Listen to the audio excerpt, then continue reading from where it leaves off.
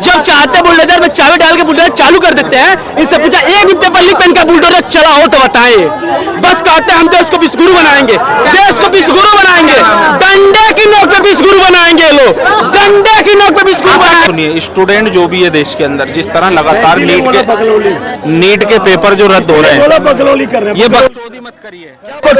वो टीचर की बात कर रहे हैं, आप स्टूडेंट की बात कर रहे हो। मैं टीचर की ही बात कर रहा हूँ। वो कह रहे हैं टीचर बकचोदी कर रहे हो, ताली बजाते हो, ऐसे समझाते हो। अपने पहले सुना तो करो भैया। आपका भैया लोग पहले बोले नाजायज है, फिर बोल रहे हैं जायज है। नहीं हो, आप टीचर प्रोटेस्ट की बात कर रहे हो, ये बीच में स्टूडेंट ला रहे हैं, क्या मतलब है? आप समझे नहीं? हाँ बताइए आप। इनकी समझ कमजोर है, समझ रहे हो, इन्हें बादाम की जरूरत है। नहीं है तो ऐसे ऐसे ऐसे अरे ऐसे कैसे? अरे कहीं कोई जगह नहीं है, एक सांसद का ये सिर्फ अकर्मण्यता का उदाहरण है। ये जो ट्रेंड बकलोली की तरफ बात नहीं, भैया बकरोली नहीं, बकलोली मत करो यहाँ। वो मत सब प्रोटेस्ट सब कर रहे हैं ना, तो प्रॉब्लम जौनपुर वाले को दिख रही है। साथियों नमस्कार। इस वक्त उत्तर प्रदेश में डिजिटल अटेंडेंस को लेकर के बवाल मचा हुआ है। शिक्षक चाहते हैं कि ऐसा ना हो क्योंकि वो इसके लिए तैयार नहीं है। ऐसे में लोग क्या कहते हैं? क्या नाम है आपका? प्रेमनाथ द्विवेदी। थोड़ा भाई ये जो शिक्षकों द्वारा डिजिटल अटेंडेंस का विरोध किया जा रहा है, सवाल पूछिए, पूरा सुनिएगा। शिक्षकों द्वारा डिजिटल अटेंडेंस का विरोध किया जा रहा है, क्या कहेंगे आप इस पर? देखिए, मैं इस पे यही कहूंगा कि अब तक जो विपक्ष बेरोजगारी का राग अलाप रहा था, मैंने कई सारे अपने इंटरव्यू में मैंने ये बात कही है कि रोजगार का मतलब सिर्फ सरकारी नौकरी नहीं, रोजगार का जो असली मतलब होता है पैसा कमाने का अवसर, और जो ये अवसर दे रहा है वो रोजगार दे रहा है। लेकिन यहाँ लोग रोजगार को सरकारी नौकरी समझ बैठे हैं। लेकिन यहाँ सवाल दूसरा नहीं है, मैं वही उसी पे आ रहा हूँ। रोजगार को सरकारी नौकरी समझ बैठे हैं, और जो आज से 25-30 साल पहले जो ट्रेंड था, लोग जो है सरकारी नौकरी पे ज्यादा ध्यान देते थे। क्यों? कि उनको पता है एक बार नौकरी लग गई तो मैं ड्यूटी जाऊं या ना जाऊं मेरी तनख्वाह आती रहेगी। समझिए, आज ये बताइए, एक जो शिक्षक होता है, खास करके जो प्राइमरी स्कूल का शिक्षक होता है, वो देश के भविष्य का निर्माता होता है। आपको यदि आप वास्तव में अपने ड्यूटी के प्रति सजग हो, अपने कर्तव्य के प्रति आपका जो है वो जो आस्था है आप निभाना चाहते हो, तो टाइम ही तो है भाई। विद्यालय जाओगे तभी तो पढ़ाओगे बच्चों को, घर बैठे तो पढ़ाओगे नहीं सरकारी स्कूल में। तो जब विद्यालय जाओगे तभी पढ़ा पाओगे। तो जो आज ये कहा जा रहा है कि भाई आपको जा करके डिजिटल अटेंडेंस लगाना है, इसका विरोध करने का क्या मतलब है? वो कहते हैं कि सुदूर होता है विद्यालय, गांव में होता है, वो शहर में मकान लेकर रहते हैं, जाने में देरी हो जाती है, कहीं कहीं विद्यालय पानी में डूबा होता है, सड़कें नहीं सही है, इस वजह से देर हो जाती है। बताइए इस पर, इसको क्या भैया? जिस दिन, एक मिनट अधिकतर गाँव पहले बोलने दीजिए, पूरे 12 मास तो विद्यालय में पानी नहीं होता होगा। कभी कभी बारिश में मान लिया पानी आ गया।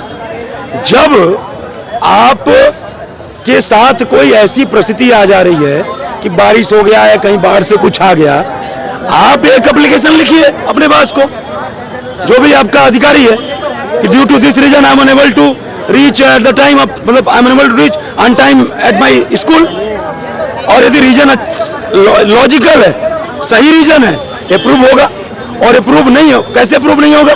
आप जब उसका वास्ता दे रहे हो, आप उसका रेफरेंस दे रहे हो। ये बहाना, ये बेवजह का बहाना है। ये जो बहाना है ये अनलॉजिकल, इसका कोई लॉजिक नहीं है। दूसरी बात, आप शहर में रह रहे हो, हमारा विद्यालय दूर है, क्यों शहर में रह रहे हो भैया? गांव में कहाँ रूम मिलता है? आप दिलाएंगे कमरा गांव में? अरे गांव में क्यों नहीं मिलता? गांव में मिलता है। अरे सर नहीं मिलता सर, सुविधाएं होती है ना। अरे सर, गांव में आपको एक तो सस्ता मिल जाएगा, सस्ता मिल जाएगा भाई साहब। यहाँ एक मिनट सुनिए, यहाँ जो 50 गज का मकान बना करके, चाहे लेकर के 100 गज का बना करके लेकर के अपने आप को बहुत बड़ा ओनर समझ के और बड़ा दम भरते हैं ना, गांव में 100 गज में तो गाय भैंस की पालने के लिए गाड़ी होती है। अलग विषय है। मैं इसलिए नहीं, रूम नहीं मिलता, गांव में मकान नहीं मिलता। आपको दिखाएं जहाँ झुग्गी झोपड़ियां, कहाँ वहाँ रहेगा शिक्षक? सर रहेगा? सर जो विद्यालय है ना, वो ज्यादातर विद्यालय झुग्गी झोपड़ियों के बीच में नहीं है, वो रास्ते में है। आप मानिए इस बात को, वहाँ पर इंफ्रास्ट्रक्चर की कमी है, समस्याएं हैं, इसीलिए वो विरोध कर रहे हैं। उनका विरोध भी जायज है कुछ मायनों तक, कुछ हद तक। लेकिन अब अगर आप इस बात को पूरा नकार ही देंगे कि पूरा शिक्षा की गलत है, तो वो अलग बात है। हाँ, ये एक अलग विषय है कि 7 दशकों का आलस जो है इनके अंदर, वो उनकी आदत बन चुकी है। वो कैसे? मैं ये कह रहा हूँ, आप ये बताइए, जो भी गांव है उससे कितने किलोमीटर दूर आपका शहर है बताइए? 100 किलोमीटर या 200 किलोमीटर? भैया हम बता रहे हैं आपको, हमारा गांव जौनपुर में है जी, और हमारा अच्छा आपका भी है, जौनपुर में है, आपका भी है, ठीक है। हम कैंसिल करेंगे बताइए? जलालपुर में मेरा गांव है, जलालपुर में हमारा घर है, बताइए। अच्छा, ठीक है। और उसमें आपको मैं बता रहा हूँ, उसमें है क्या ना, शहर 15-20 किलोमीटर दूर है, और शहर से गाँव तक की दूरी 15 किलोमीटर जो है ना, उसमें 2 क्रॉसिंग पड़ते हैं, और एक क्रॉसिंग बंद होता है परमानेंट। तो ऐसी स्थिति में तो शिक्षकों के लिए दिक्कत होगी कि नहीं होगी? क्या कहेंगे, क्या रीजन देंगे? ट्रेन आ गई थी सर, गांव के बाद कस्बा होता है और कस्बा के बाद शहर होता है, समझ रहे मेरी बात को? और जो शहर है ना, वहाँ मेयर चुने जाते हैं। नहीं तो सुनिए मेरी बात को, ये कहा नहीं बात सुनिए, सुन रहे हैं। और जो कस्बा है ना, वह ज्यादातर जो कस्बा है आज वो नगर पंचायत घोषित हो चुके हैं, वहाँ नगर पंचायत अध्यक्ष चुना जाता है।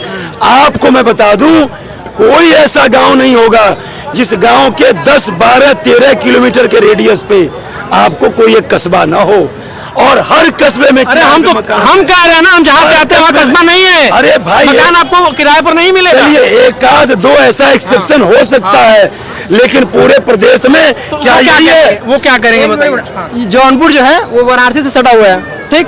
अगर जौनपुर में नहीं है तो ये उम्मीद मत कीजिए बाकी जगह पे भी होगा। जौनपुर जो है वाराणसी से सटा हुआ है। जो जलालपुर की बात करें, कितना किलोमीटर है? मेरे ख्याल से 50 रुपए क्या लगता है, मैं तो 50 रुपए दे के आया था। तो जौनपुर तो वाराणसी 15 किलोमीटर आप कह रहे हैं वहाँ से शहर है। जौनपुर शहर 15 जौनपुर से शहर 15 किलोमीटर है। यदि अपनी गाड़ी से आप आ रहे हैं तो 15 किलोमीटर आने में कितना टाइम लगेगा? रोड क्रॉसिंग है, रेलवे क्रॉसिंग है, परमानेंट बंद रहता है एक। तो आप जाके कभी जाइए वहाँ ओवरब्रिज बनना चाहिए। अपनी गाड़ी से आ रहे हैं, अपनी गाड़ी से। रेलवे क्रॉसिंग है। अब रेलवे क्रॉसिंग है, मान लीजिए कितना देर क्रॉसिंग रहेगा? 1-1 घंटे बंद होता है, 1-1 घंटे। रोज हर 10-10 मिनट बंद होता है। आप जाइए, जौनपुर टहलिए, घूमिए, समझ में आएगा। अगर ग्रामीण अंचल में आप जाएंगे तो आपको समझ में आएगा। दिल्ली का भी तो है, 1-2 जगह 2 जगह यदि ऐसा एक्सेप्शन है तो पूरे प्रदेश में आप क्यों विरोध कर रहे हो भाई? मैंने कहा, यदि आपका रीजन वैलिड है, यदि आपका रीजन वैलिड है, आप वैलिड रीजन का हवाला देते हुए विरोध कीजिए, मैं आपका समर्थन करता हूं। लेकिन आपका रीजन वैलिड नहीं है, सारे लोग क्रॉसिंग में फंस रहे हैं, सारे लोग के रहने की जगह नहीं है। आप एक बार जौनपुर का स्ट्रक्चर देखेंगे ना, उसका हर एक जगह जौनपुर पूरा एकदम रेलवे फाटक से घिरा हुआ है। मैं आपसे वहाँ शहर में रहने वाला हर कोने पर जाने वाला आदमी फंसता है। पत्रकार महोदय, मैं आपसे ये पूछ रहा हूँ, जिस जगह की आप बात कर रहे हो जौनपुर की, क्या उस जौनपुर जिस जगह की बात कर रहे हो, क्या सिर्फ वही लोग प्रोटेस्ट कर रहे हैं या और लोग प्रोटेस्ट कर रहे हैं? पहले इसका जवाब दे दीजिए। सब कर रहे हैं, सब प्रोटेस्ट सब कर रहे हैं ना, तो प्रॉब्लम जौनपुर वाले को दिख रही है? नहीं है तो ऐसे ऐसे कैसे? अरे कहीं कोई जगह नहीं है, एक सांसद का ये सिर्फ अकर्मण्यता का उदाहरण है। ये जो ट्रेंड बकरौली की तरफ बात नहीं, बकरौली मत करो यहाँ। वो मत, आप ही बताइए, क्या ये जो शिक्षकों का विरोध है डिजिटल अटेंडेंस को, वो जायज है? बिल्कुल जायज है सर, होना चाहिए। डिजिटल अटेंडेंस क्यों नहीं लग रही है बताइए आप? लगनी चाहिए कि नहीं? लगनी चाहिए। अभी तो मैंने वही पूछा, जायज है कि ना जायज? जायज ही तो कह रहा हूँ मैं। उनका विरोध जायज है कि नहीं? वो विरोध कर रहे हैं। वो जायज है। देखिए सुनिए, स्टूडेंट जो भी है देश के अंदर, जिस तरह लगातार नीट के पेपर जो रद्द हो रहे हैं, बकरौली कर रहे हैं, ये बकचोदी मत करिए। क्या बकचोदी? वो टीचर की बात कर रहे हैं, आप स्टूडेंट की बात कर रहे हो। मैं टीचर की ही बात कर रहा हूँ। वो कह रहे हैं टीचर बकचोदी कर रहे हो, ताली बजाते हो, ऐसे समझाते हो। आपने कहा पहले सुना तो करो भैया। आपका भैया लोग पहले बोले नाजायज है, फिर बोल रहे हैं जायज है। नहीं हो, आप टीचर प्रोटेस्ट की बात कर रहे हो, ये बीच में स्टूडेंट ला रहे हैं, क्या मतलब है? आप समझे नहीं? हाँ बताइए आप। इनकी समझ कमजोर है, समझ रहे हो, इन्हें बादाम की जरूरत है। देखिए मैं क्या कहना चाहता हूँ, देश के अंदर जो लगातार युवाओं के साथ धोखा हो रहा है, 7 साल में 70 पेपर लीक होना, और कहीं ना कहीं इसके अंदर कोई बड़ी ताकतें मिली हुई हैं। अगर देश का युवा अनपढ़ रहेगा तो सरकार से सवाल नहीं करेगा, एजुकेशन होगी तो वो खुद अपनी लड़ाई लड़ेगा। आज सरकार क्या चाहती है कि इन्हें कहीं ना कहीं इस चीज में उलझाते रहो, जो देश के असल मुद्दे हैं वो भूल जाए। आप ये बताइए, यूपीएससी का पेपर क्यों नहीं लीक होता देश के अंदर? कभी यूपी के अंदर यूपी पुलिस की परीक्षा रद्द हो जाती है, कभी गुजरात के अंदर 14 पेपर लीक हो जाते हैं। ये करप्टेड लोग हैं भैया। ये देश का युवा जाग चुका है। हर जगह से भारतीय जनता पार्टी का सुपड़ा साफ हो रहा है। 13 विधानसभा के चुनाव में 11 सीटें आई हैं गठबंधन की और 2 सीटों पर सिमट के रह गई। इससे क्या पता लग रहा है कि लोगों के अंदर एक आक्रोश है, लोग बदलाव चाहते हैं। मुलायम सिंह यादव, तुम्हारे चाचा मुलायम सिंह यादव जब बोली लगाते थे कि ये भर्ती निकली है और ये जो है यादवों को मिलेगी इतने लाख रुपए में ये पोस्ट, इतने लाख रुपए में पोस्ट, उस समय तुम लोगों का जो है उस समय क्या कहते हैं कि जो है वो क्या कहते हैं, तब विरोध नहीं था, तब युवाओं के साथ खिलवाड़ नहीं था, सबसे ज्यादा तब असमानता नहीं थी। सुनिए, पुलिस के अंदर जो लोग आए हैं, उससे पहले बोल दिया, जब ही आए, बकलोलों के साथ डिबेट नहीं कर पाता हूं। सबसे बड़े बकलोल ये हैं, ये सोचते हैं कि अकेला मैं पर बोलता रहूं, कोई सुने ना। टीचर की एक बात बताइए, पहले एक मुद्दे का कंक्लूजन। भैया हमारा भी ओपिनियन है, हम भी देश का नागरिक हैं, बिल्कुल दे सकते हैं। ये एक आदमी के लिए नहीं बना ये मीडिया कि एक आदमी लगातार झूठ बोलता रहे, उसे रोका ना जाए, टोका ना जाए। क्या झूठ बोला गया इनके द्वारा? ये टोटल झूठ बोलते हैं, सच कुछ है नहीं इनके पास। ये क्या झूठ बोला मैंने? गिनाते हैं, इनको बताइए क्या ये कस्बे गिना रहे हैं यहाँ। आपने मुलायम सिंह यादव में, मुलायम सिंह यादव की सरकारों में बोलियां लगती थी कि कितने लाख में ये पद मिलेगा, इतने लाख में पद मिलेगा, तब ये लोग कहा थे पेपर लीक हो रहे हैं। किसका चाचा बैठा गद्दी पे? लीक हो रही है जो तुम लोगों ने, बताइए, जो तुम्हारे चच्चा और दद्दा ने ना जो नासूर पैदा कर दिया है ना, उसका इलाज धीरे धीरे हो रहा है और एक दिन हो करके रहेगा। पिछले 10 साल से तो इनके चच्चा बैठे हैं गद्दी पे, उनका बिल्डोजर क्यों नहीं चल रहा? अब डीजल खत्म हो गया।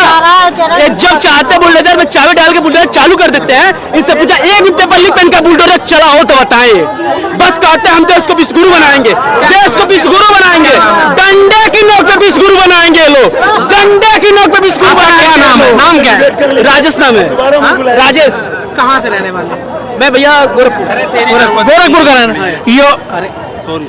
योगी आदित्यनाथ आपके यहाँ के नेता हैं, कहाँ से, मतलब योगी के? देखिए कहीं नेता अपने जगह नेता है, और कुछ नहीं। हम लोगों को कहीं के नेता अच्छा काम है, लेकिन हम लोग को युवा को नौकरी चाहिए कि नहीं चाहिए? बताइए, चाहिए कि नहीं चाहिए? नौकरी क्या चाहिए। पढ़ाई करी आपने? हमने डिप्लोमा कर रखा है। किस चीज में? बताओ, युवा को गवर्नमेंट नौकरी चाहिए, प्राइवेट काम नहीं करना।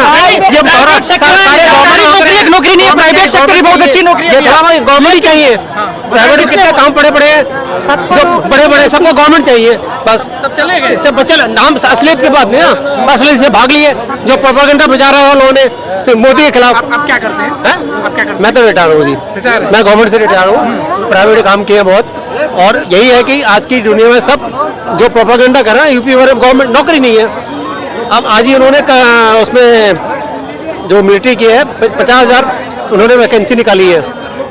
लेकिन वही है कि लीक हो जाता है पेपर लीक एक बड़ा मुद्दा है। वो तो सालों चलता रहा है। अब लोग कह रहे हैं कि सबसे आगे IAS बिहार से क्यों निकले अब तक, वो इसीलिए निकले होंगे ना, ये धंधा चलता आ रहा है।